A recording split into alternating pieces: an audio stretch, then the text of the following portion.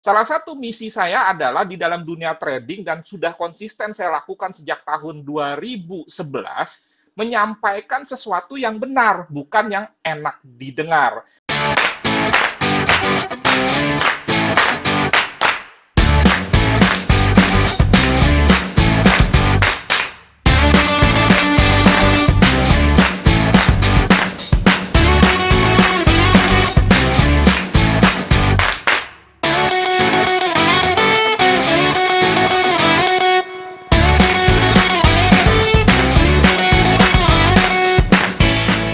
Hari ini, saya mencoba membagikan sesuatu, semoga bermanfaat dan menjadi berkat, yang disebut dengan Elliott Wave, teori Elliott Wave.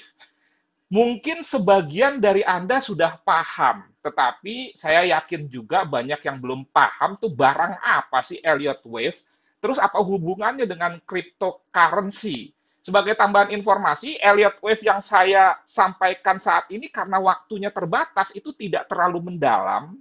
Jadi saya nggak akan terlalu menyampaikan dari sejarah, kenapa terbentuk Elliott Wave, kira-kira kelemahan, kelebihan Elliott Wave itu apa, enggak.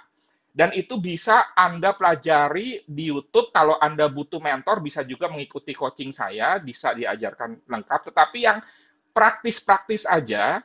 Dan kalau kita ingin memprediksi market kira-kira 1 tahun ke depan, mau nggak mau, harus menggunakan Elliott Wave. Kira-kira seperti itu. Dan saya pernah menyampaikan Elliott Wave di gold pada tahun 2017, dan itu benar. Anda ketik saja Elliott Wave Nofri Simanjuntak di YouTube. Nah, dalam kesempatan sekarang, saya ingin memprediksi kira-kira tahun ini, 2022, cryptocurrency itu apa sih? Nanti di kesempatan lain, saya juga bisa saja sharing mengenai gold, mengenai forex dengan pair-pairnya, atau bahkan saham yang jelas. Di dalam analisa teknikal, produk investasi apapun itu sama saja. Kita bicara sekali lagi analisa teknikal, tetapi soal time management, soal money management mungkin berbeda. Nah, ini saya rasa Anda sudah tahu, ini standar saja di dalam saya menyampaikan sesuatu ke publik, ada paling tidak semacam profil yang secara singkat, ini sudah ada di sebelumnya. Kemudian ini sosial media saya, semuanya user ID-nya Nofri Subman, baik itu Telegram, Facebook, YouTube, kemudian juga Instagram, termasuk TikTok. WA saya 0811992989, dan saya tidak punya staff. Jadi segala sesuatunya saya handle, kalau ada event baru, nanti akan ada istri saya yang membackup.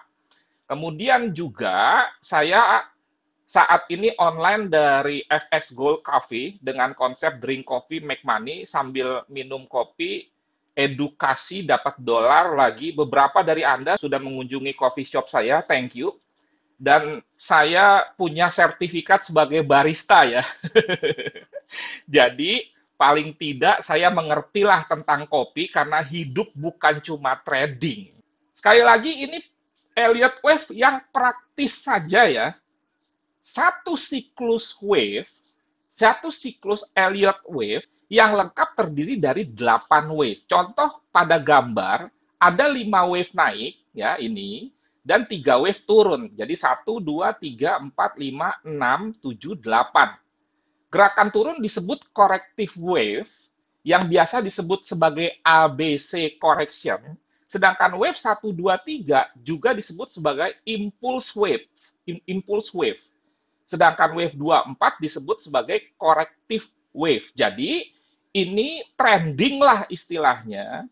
Disebut juga sebagai impulse, sedangkan yang 2, 4, kemudian ABC ini disebut corrective wave, dan gambar ini berlaku pada saat dia uptrend atau bullish. Kalau dia downtrend, tinggal dibalik saja. Jadi, 1, 2, 3, 4, 5, A, B, C, gitu loh. Jadi, kalau downtrend, kira-kira seperti itu. Lanjut. Satu rangkaian siklus wave merupakan bagian dari satu rangkaian siklus wave yang derajatnya lebih tinggi. Contoh, begitu harga berjalan naik membentuk 5 wave, gerakan tersebut merupakan wave 1 upward atau uptrend pada wave yang derajatnya lebih tinggi, begitu juga seterusnya. Oleh karena itu, di dalam kita membuat suatu analisa Elliott wave yang disebut dengan counting, mestinya dimulai dari time frame yang paling besar. Karena saya lihat di luar sana, tiba-tiba bikin Elliott wave langsung dari H1. Nggak dapat gambaran besarnya. Kenapa? Karena di dalam wave itu ada wave lagi. Jadi kalau kita bicara 8 wave ini, maka ini nanti bisa saja disebut sebagai wave 1. Terdiri dari 8 ini. Jadi di dalam wave itu ada wave lagi, ada wave lagi, ada wave lagi, dan implementasinya mestinya wave yang utama itu di monthly atau weekly, baru nanti di dalam setiap wave-wave ini, misalkan di sini ada 1, 2, 3, 4, 5 ABC, di sini ada 1, 2, 3, 4, 5 ABC, itu merupakan sebuah kesatuan wave lagi. Makanya, inilah yang menyebabkan bahwa Elliott wave itu tidak sederhana, tetapi bukan berarti tidak bisa dipelajari, tetap akan bisa dipelajari. Oke, kita lanjut lagi. Nah, ini kalau contoh dia downtrend nih, sengaja saya kasih contoh yang downtrend nih. Nah, Elliott wave ada 3 aturan utamanya. Yang pertama dari sebuah gerakan naik berbentuk 5 wave, ini contohnya 5 wave yang disebut dengan impulse wave. Wave 2 tidak akan retrace melewati bottom dari wave 1. Bila melewati gerakan naik tersebut tidak bisa dibaca sebagai 5 wave. Begitu juga dalam keadaan turun. Jadi, di dalam counting Elliott wave nggak boleh sembarangan. Ada hukum-hukumnya, salah satu hukum yang pertama ini. Bahwa wave 2 nih contohnya, misalkan ini, wave 2 ini tidak boleh melewati awal dari wave 1 ini. Demikian juga kalau dibalik. Ya, kalau dibalik seperti ini wave 2 nih, dari sebuah downtrend tidak boleh naiknya sampai di atas awal mula dari wave 1. Sampai sini bisa diterima? Mohon respon. Kita edukasinya online, jadi saya perlu konfirmasi namanya, karena karakter saya selalu ingin publik tahu, sehingga apa yang saya tabur itu akan tumbuh menjadi benih-benih yang baik. Dan saya perlu konfirmasi. Jelas ya? Lanjut. Pada sebuah impulse wave, wave 3 tidak bisa menjadi wave yang terpendek. Nggak boleh wave 3 yang terpendek. Wave 3 tidak perlu menjadi yang terpanjang, tapi memang seringkali wave 3 inilah yang terpanjang. Jadi, ini wave 3 nggak boleh paling pendek. Tetapi, ya, biasanya dia paling panjang. Makanya, kalau kita entry di wave 3, ini profitnya luar biasa besarnya kalau kita paham dan punya konsep yang disebut dengan let's profit run. Nah, itu teori Elliott wave ini sebetulnya pengembangan dari Dow teori, di mana di dalam Dow teori itu kan ada yang disebut dengan major trend, secondary reaction. Kemudian ini juga pengembangan dari teori Wyckoff. Wyckoff kan menyampaikan ada yang disebut dengan fase akumulasi, fase distribusi, dan lain sebagainya. Nah, wave 3 inilah yang disebut dengan fase akumulasi. Biasanya, para big boy atau big dog bersatu dengan para profesional yang paham, dia melakukan yang disebut dengan akumulasi, ngumpulin barang. Kalau di saham, ya, ini sangat berlaku karena basic dari Elliott wave, kemudian Dow teori, termasuk juga Wyckoff itu dari saham. Sebab saham lebih dulu daripada forex, gold, termasuk cryptocurrency yang baru marak 2009. Tetapi, sekali lagi, penerapan apapun dalam analisa teknikal bisa di cryptocurrency. Oke, lanjut. Hukum yang ketiga. Pada sebuah gerakan naik berbentuk 5 wave, impulse wave, wave 4 tidak boleh overlap dengan peak dari wave 1. Nah, ini penting karena nanti kita akan melihat penurunan Bitcoin, penurunan Ethereum. Yang pertama, dia sedang berada di wave berapa, dan kalaupun dia sedang di wave 4, apakah sudah sampai ke puncak dari wave 1. Sehingga kita bisa ukur, kita bisa tahu kira-kira kalau turun nih sampai mana dan apa yang perlu kita siapkan dalam sebuah skenario yang terburuk. Ingat ya, saya orang resiko. Hidup saya selalu diisi dengan yang utama memperhitungkan resiko dulu. Kalau saya ngomong, kalau saya bertindak, kira-kira menyakitkan orang nggak ya? Saya selalu berhitung itu dulu. Berhitung resiko di muka, bukan berhitung reward. Nah, dengan demikian juga nanti kita carilah skenario terburuk selama kira-kira 2 minggu ini, misalkan Bitcoin, Ethereum turun, sampai mana itu kira-kira turunnya? Itu bisa diprediksi.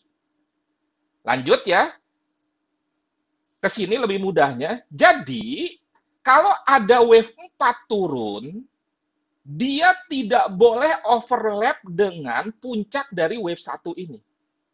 Nggak boleh. Ini dianggap tidak sah. Sehingga dengan demikian, sebetulnya, puncak dari wave 1 ini merupakan support kuat. Nah itu.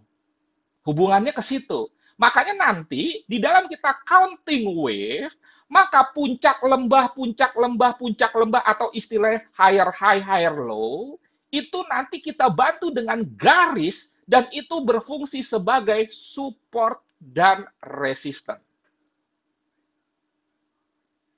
Nah, ini juga, ini sama, ini bahasa Inggrisnya dari yang tadi saya uraikan, ini hanya contoh-contoh saja, ini perhatikan, ini tidak counting wave yang benar karena wave 2-nya breakout dari awal wave 1. Ini juga bukan counting yang benar karena wave 3-nya yang terpendek. Ini juga bukan counting yang benar karena wave 4-nya membreakout higher high dari wave 1.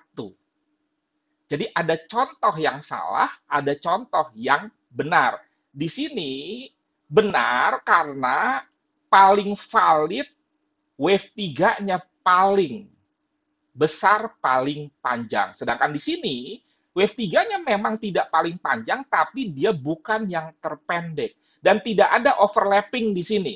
Oke, ini wave 3 menyentuh wave 1 puncaknya, tetapi belum sampai overlapping seperti ini. Lanjut. Relationship-nya nih ya, relationship-nya. Wave 2 itu biasanya 61,8% dari wave 1.